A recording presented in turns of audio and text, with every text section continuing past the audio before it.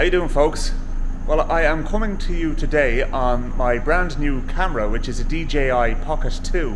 So it's a gimbal stabilized camera with a wireless mic, and I have to say I really like it so far. The other thing you might notice is I got in an altercation with a hair trimmer and I very much lost. So, some people are telling me I look a little bit like some character out of Prison Break. I don't see it. Anyway, right. So, what are we doing today? We are taking the engine out of this 1974 MGB today.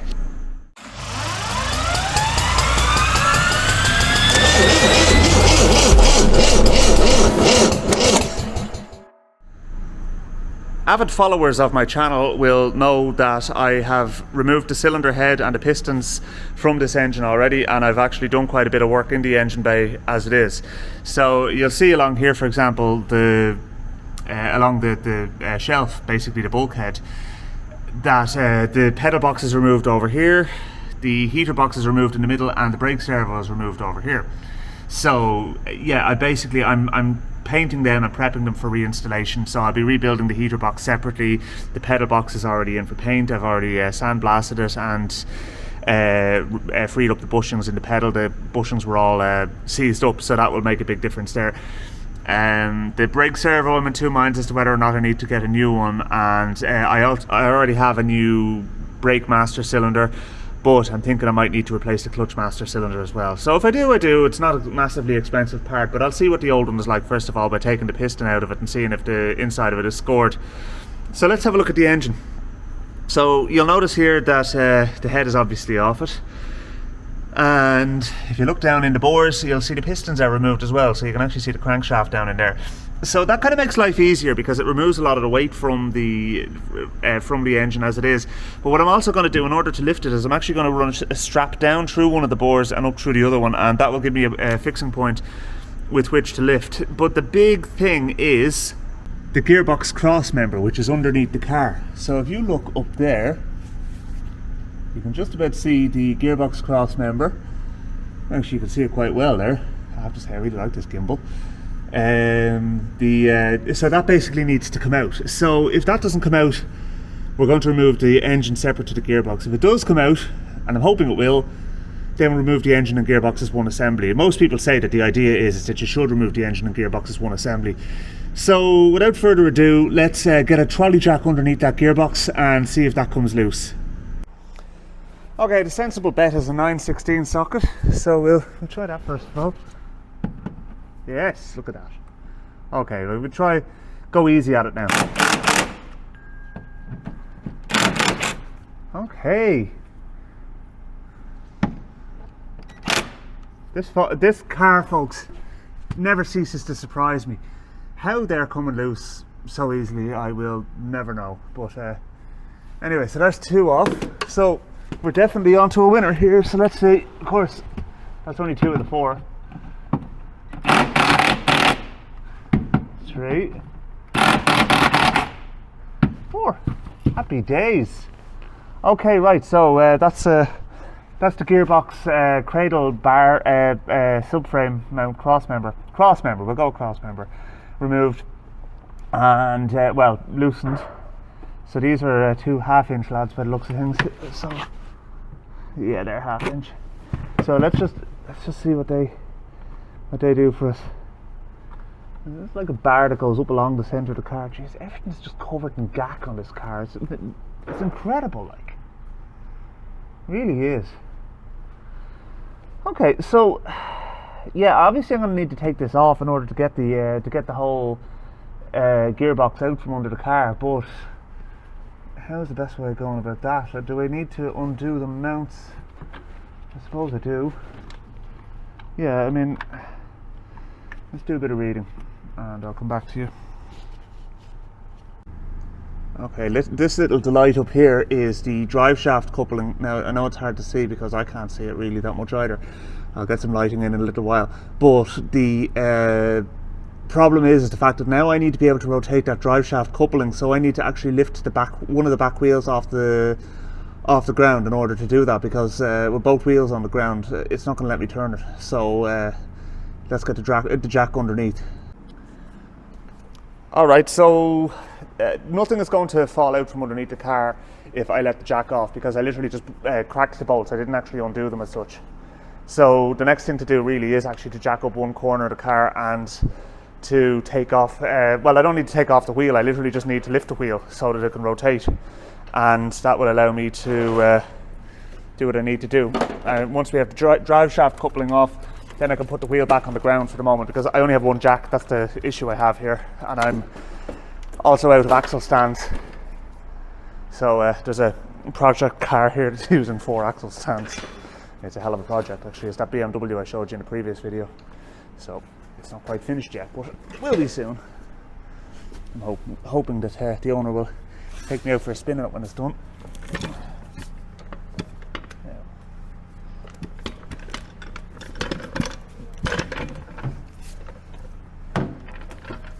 Okay. Now we don't need to go mad on raising the back of the car. Literally just so one wheel is off the ground, as I said, and that's rotating freely. Okay, so that's fine. So now that if I'm rotating that with the other wheel still on the ground, the drive shaft itself will be turning. If I was, for example, if I had both wheels off the ground, there's a possibility the other wheel will be turning the other direction and the drive shaft wouldn't be turning, but that's not the case in this instance. So we should be good to go. Next thing I'm going to do is I'm going to turn off the engine in the van because it's annoying me. Okay, so let's shimmy under the car and get that drive shaft off.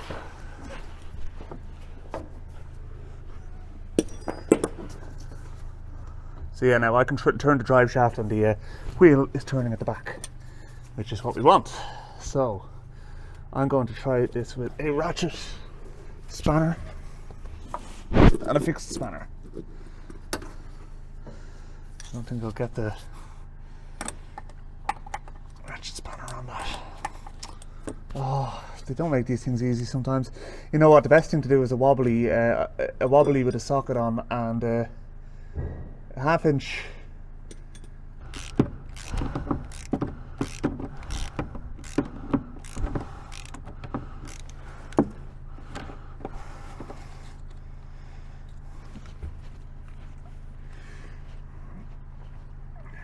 amazes me how solid everything is under this car, to be honest with you. It's remarkable actually. I'm going to be getting the back axle out of it at some stage as well. So now I know the boot floor has got some rot on it. Actually, the whole back of the boot floor is completely rotten, but that's the only kind of extensive rot there really is on the car, you know. So I mean, if that being the case, that's pretty remarkable. Especially for a car that hasn't been driven since 1991. I keep telling myself that. Okay, it's dirty, horrible work under there, but I now have the drive shaft disconnected. So the next thing to do is to disconnect the speedo cable. Apparently it's one of those things people seem to forget quite a lot. And I suppose if I wasn't told about it, I might have forgotten about it myself. But there again, it's quite obvious where it is, so yeah. Anyway, look, I didn't forget about it. I also have the overdrive and reverse switches disconnected as well, so that's also done. So yeah, let's go back underneath to this delight and try and figure out how the hell that speedo cable is supposed to come off. I think a channel locks is the only way for it, because it's a knurled fitting. It's not like a hex on it or anything like that for some stupid inexplicable reason. God forbid they might have put a hex on it. Could have just put a spanner on it and undone it. Okay, well I have the channel locks on now, but can I get a turn on it? Yes, I can.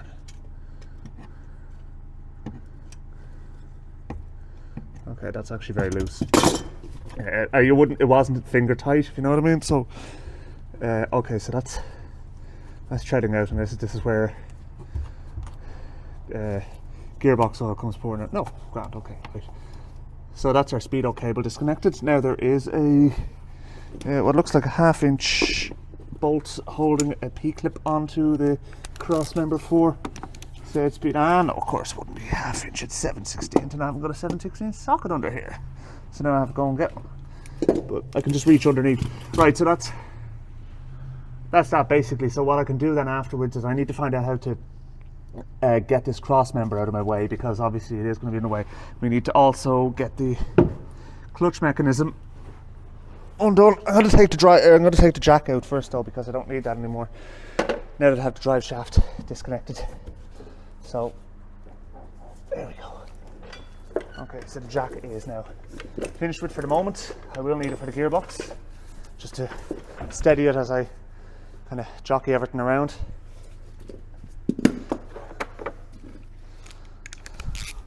The microphone fell off my, I have a lapel microphone on now, but it fell off me a little while ago, so I wasn't best pleased with that.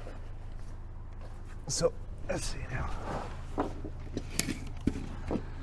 Get our 7/16 bolt out of the way here now. Impact gun to the rescue. Or when you're just done talking. Okay, right. So that's the speedo cable disconnected. I'm going to pop the bolt back in the hole from which it came out, and pop the speedo cable above the cross member, because it's going to be in my way otherwise. So that's out of the way. Our wiring is disconnected. So now I need to do a little bit of reading.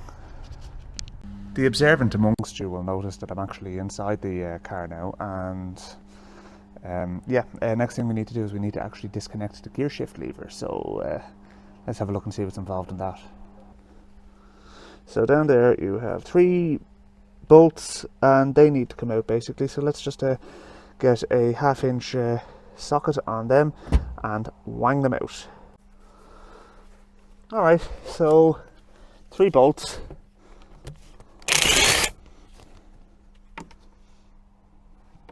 If you're ever doing a job like this, go and invest in an impact gun. There's no other way for it. They're not expensive. I mean, this one was 100 quid, I think. Oh, maybe 120. You'd probably have to pay a little bit more if you wanted batteries and stuff like that for it, but like I bought a bare unit because I already had a Ryobi drill. But the thing about it is that they pay for themselves in the amount of hassle they save it. I wouldn't be without it.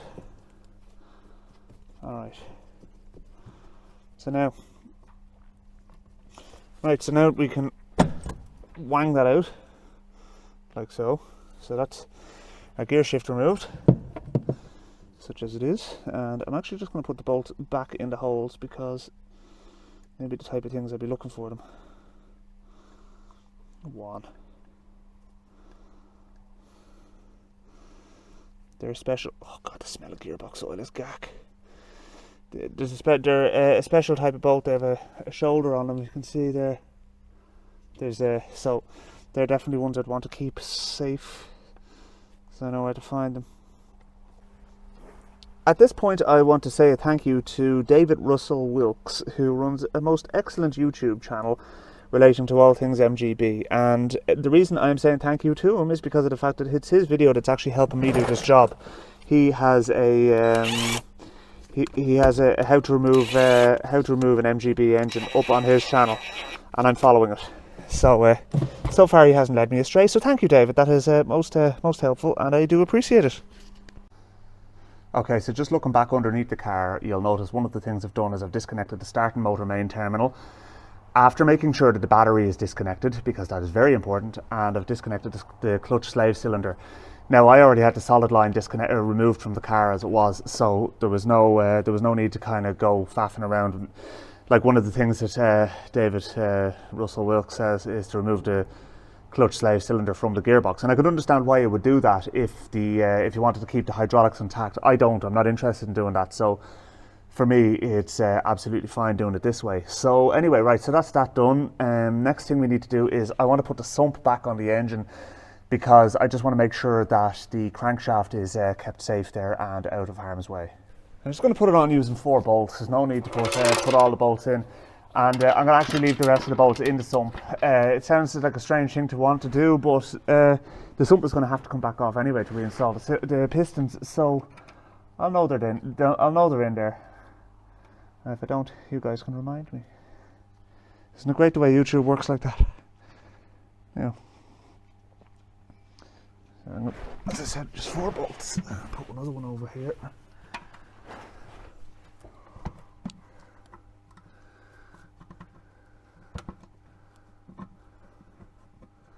At least that just keeps the bottom end of the engine a bit safer.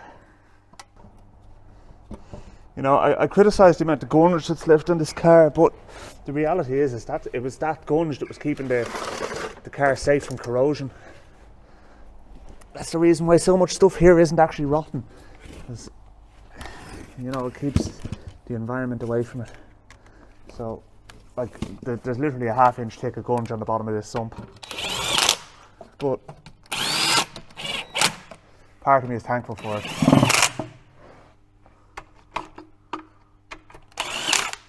Okay, right, that's that back on. Right, so at least we have that done, and now we need to worry about taking that subframe off. Now I need to go and consult my video and figure this out myself. I never said this was an instructional video, as I said. This is literally just me tinkering in my shed. So yeah, next thing, subframe, get a jack underneath it, get the engine crane on the other side, undo the engine mounts, and start hoisting. I think we should be fairly close to that. Okay, so before I go removing the cross member, I need to remove the engine mounts, and I need to remove the baffle that goes around the radiator. So we'll start by removing that baffle there, and we will go from there. So get the impact gun on the case there. Now I'm aware there's oil cooler pipes coming through that panel, so shouldn't cause me too much problem anyway. We'll see how they come out. I'm actually going to spray the backs of them with a bit of WD-40. So in a situation where I'm actually able to get at the threads of the bolt, it makes sense just to get a bit of a penetrating oil or something along those lines onto it, just to kind of free them up a bit.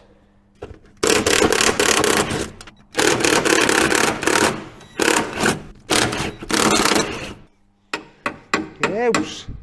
I'll clean this up and paint it while it's out as well, this panel.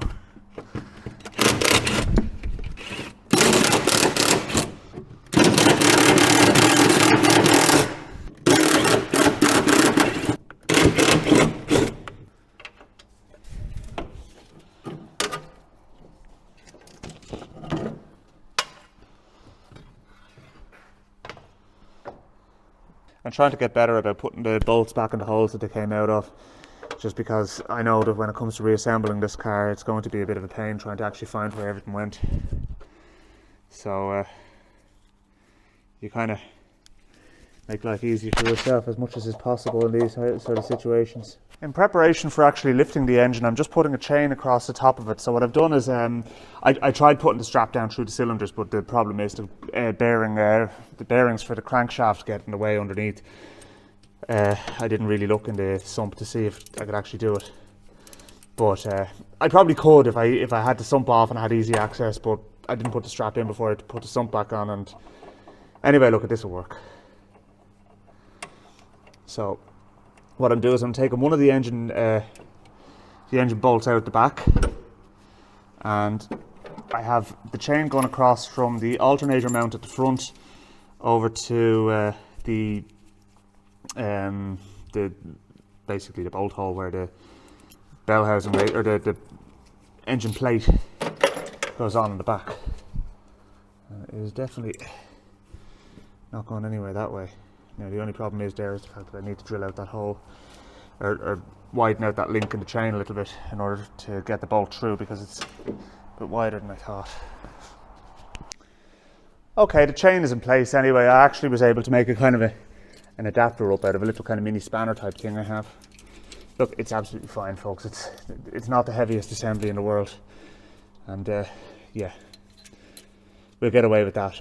So next thing, as I have said in the past, is to remove that cross member. So I need to go back underneath the car and try and figure that out.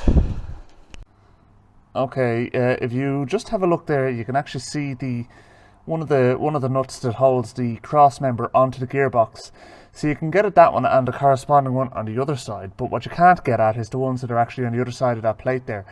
But what you need to do is you need to drop the gearbox down slightly in order to get at that. So that's what we need to do. So first things first is to get that bolt out and the one on the other side, and then we'll drop it down.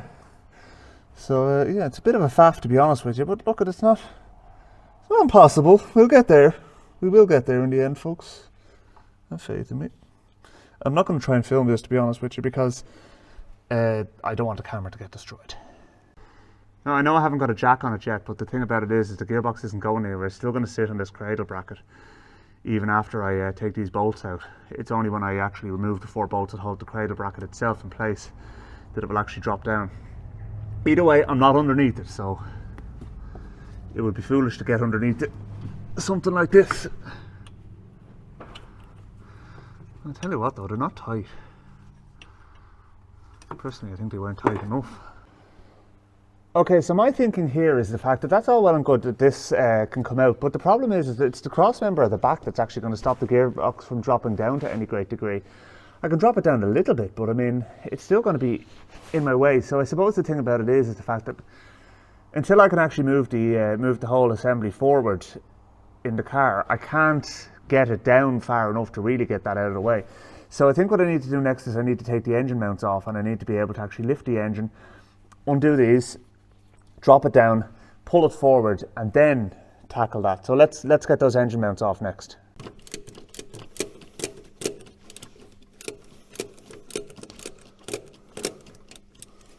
Take the engine out, they said.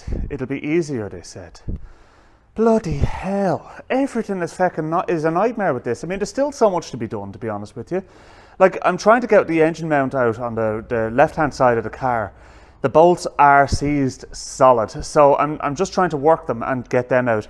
And then once I have them out, I have to lift the engine and I have to try and jockey it out of the car. There's still a serious amount of work left in this. Okay, so now I have the engine mounts undone at the front as best I could. That was an absolute nightmare. And now I have the gearbox cradle bracket dropped down, so you can see there's a nut on this side and then there'll be one on the other side. So I'm going to undo them, and then that will get this cross member out of the way. The gearbox is actually just sitting on this cross member here, so it's not going to go anywhere, to be honest with you. You know, can't. Not until I pull the engine forward. So what I'm going to do is I'm going to get the trolley jack in underneath it, and I'm going to get this off first of all, then get the trolley jack in underneath it, and then we can go from there. Let's get you guys set up so you can see what we're doing a bit.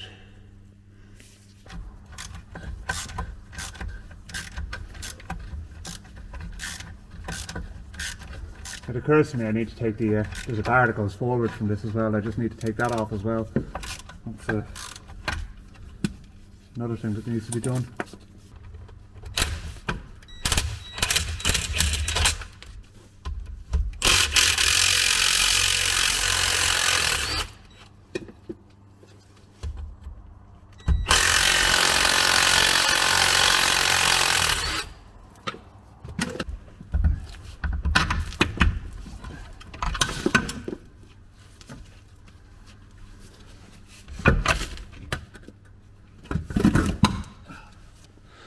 Okay, I've got the Jesus cross member out. That was a pain in the face, as was the engine mounts. Anyway, so that's that done. So the next thing to do is to jack up the back of the gearbox and to start pulling the engine out, basically. Alright, so I have the weight of the engine taken by the crane. I actually haven't got anything in underneath the gearbox yet. To be honest with you, I'm thinking, if I just pull it forward, the back of the gearbox, with the way the balance of it is, the gearbox should hinge down a bit, alright, yeah, but I mean, let's just see. It's going to drop like a stone, actually. No, I need to prop it up somehow, just so that it doesn't kind of hit the deck. Yeah, now that I have a bit of the weight taken, I want to lift it off its engine mounts and drag it forward and see how I get on. So I'm going to get you guys set up on a tripod and we're going to go from there.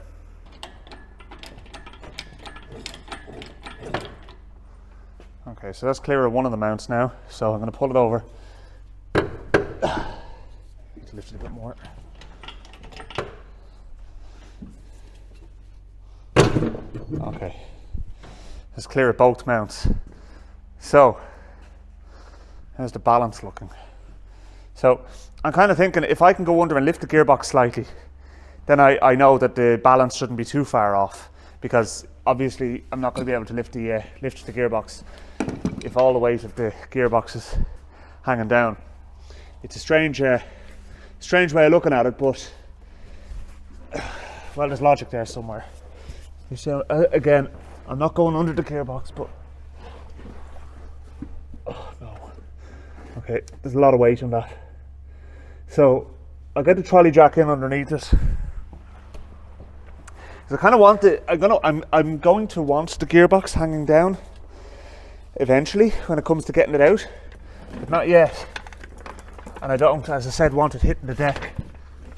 So the problem is the fact that this trolley jack is too big and I don't have a smaller one. Like it's too big to go under the car, if you know what I mean, fully. So actually wheeling it along is not really a possibility. Okay, so that's up off the cross member now, so I'm going to pull the engine crane forward.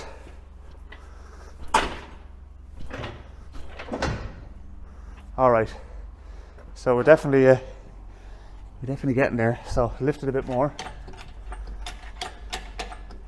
Loads of room now over the tunnel.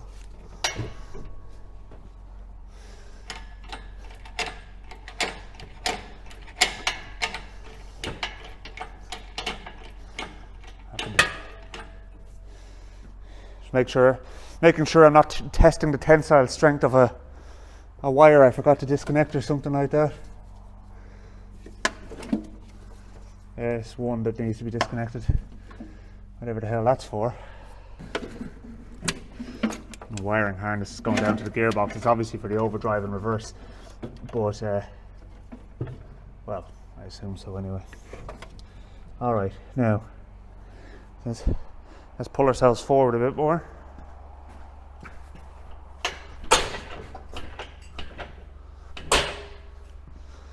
See what's catching underneath.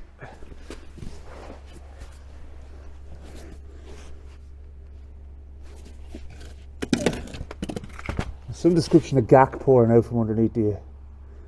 Oh, it's coolant. Marvellous.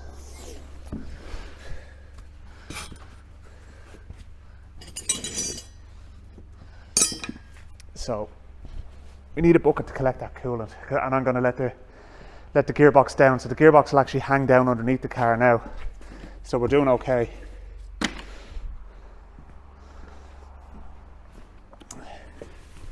So a bit of coolant dripping down is not so bad at the moment.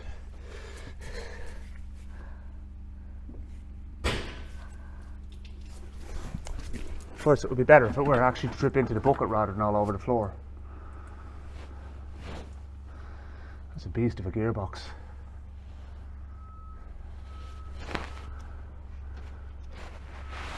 Alright.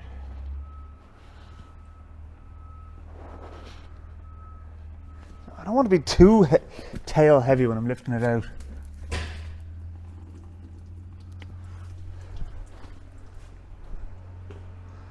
So let's lift a bit more.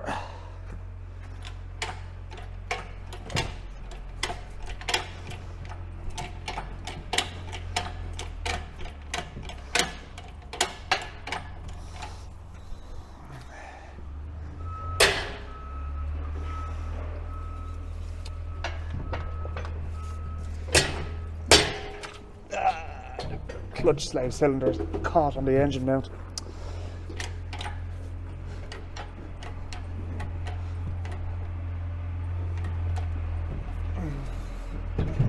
There's where your man told me to, where your man mentioned removing it. My balance is all over the place, it just slipped forward on the chain. Okay, right, now. We're not caught in anything now anymore, so it's actually free, right? So it's really just a case of jockeying it out of the car, which is easier said than done because of the fact that it slipped so far forward on the chain. I don't know how I'm going to manage this now.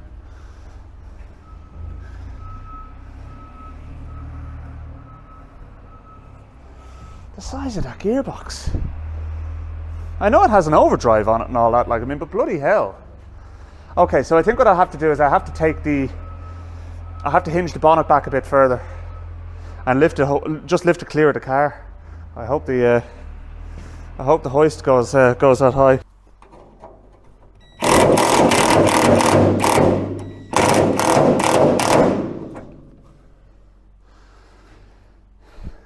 Yes, folks, I'm aware of the fact that the bonnet hasn't been held by anything, but it's going to come down onto the engine hoist anyway, so it's not going to come down on my head. So see, now the weight is off this.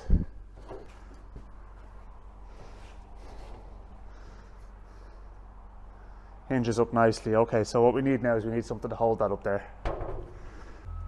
A trusty broom handle will do the job nicely.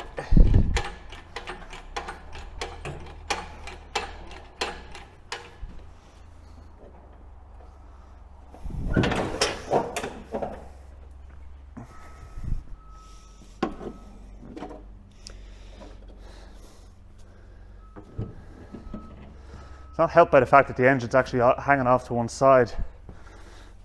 The balance is all over the place here.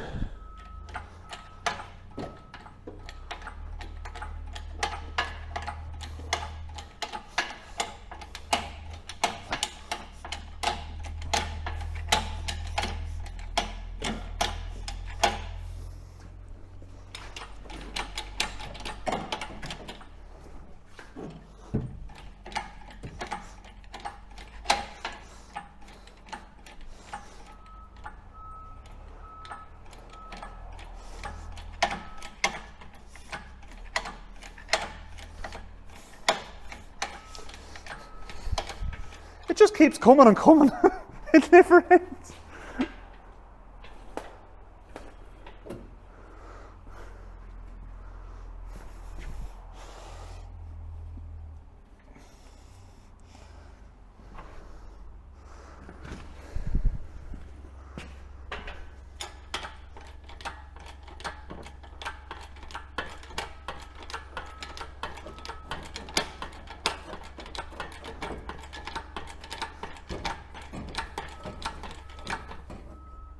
Well, that's the top of the, that's the full extent of the engine hoist. So,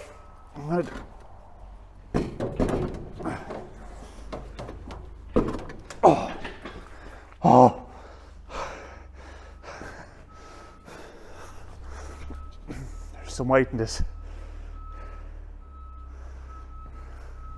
Definitely needed to come out though. I mean, look at the state of it. How the hell would I have ever cleaned that in the car?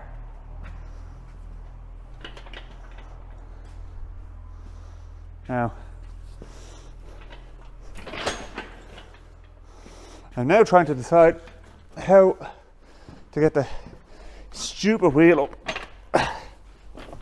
There we go. Now, don't break my light.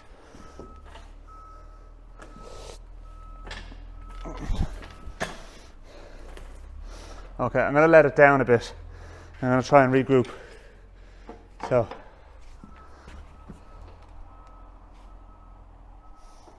just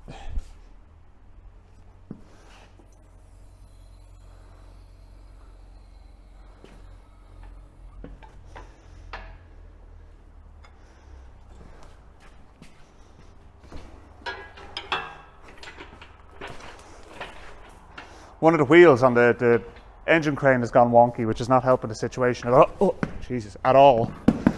So,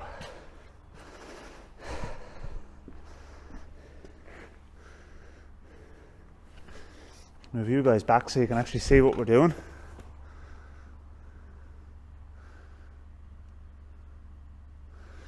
All right. So let's put this monstrosity closer to the ground.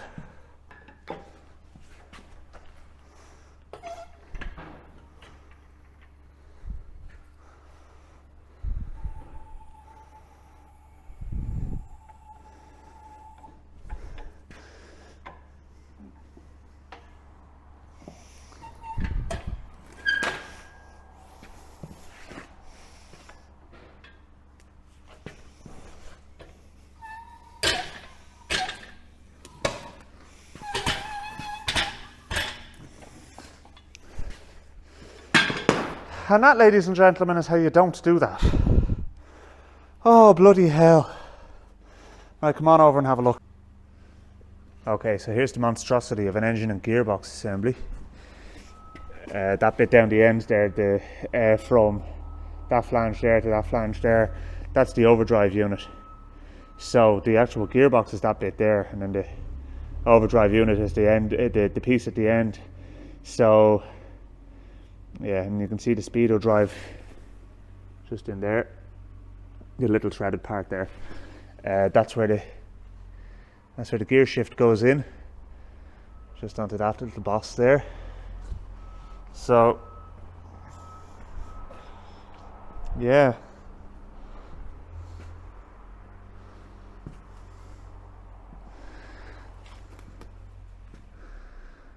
it's caked in gack, filth.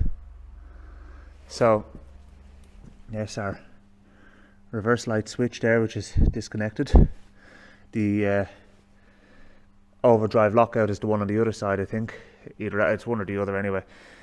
And like, you look at the filth down the side of that engine. The only way to clean that would have been to take it out. Now the guys who are doing my cylinder head said that they'll clean the engine for me. I'll pressure wash the gearbox. That'll be all right. Let's have a look in here now and see what we're looking at. So yeah, we did a kind of a preliminary job on cleaning the engine bay, and certainly elements of it came up fairly well. But the parts I couldn't get at were down at the chassis rails down along here. So you can see down there, that's all still filthy. Same over this side. So, you know, you're kind of, you're at nothing trying to clean an engine bay which is that dirty with the engine actually in. The engine always had to come out of this really when you look at it. So yeah, I think I'm going to be leaving it there for the day though, folks. I need to try and move that engine and put it in out of the way. You can see the front subframe is over there as well. I need to get the front subframe down home because I'm going to do the repair on that at home and bring it back up and refit it to the car.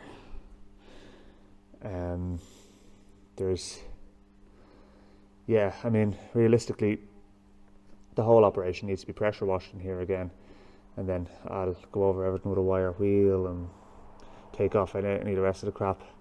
I think I'll take off the front bumper and do in behind that as well. Use that rust treatment stuff I got, the built amber stuff. I'm going to be honest with you folks, I'm knackered. I took it out of me today now. It's a one-person job in a way, but like, it would have been a hell of a lot easier with two people. So yeah, I think it's time enough to just leave it there for the day now and just tidy everything up.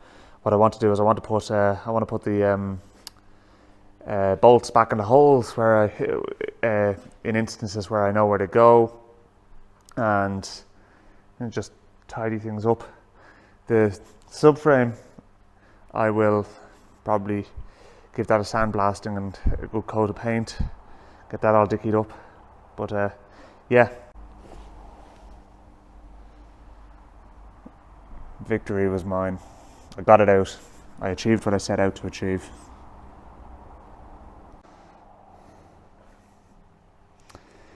I think we're going to leave it there, folks.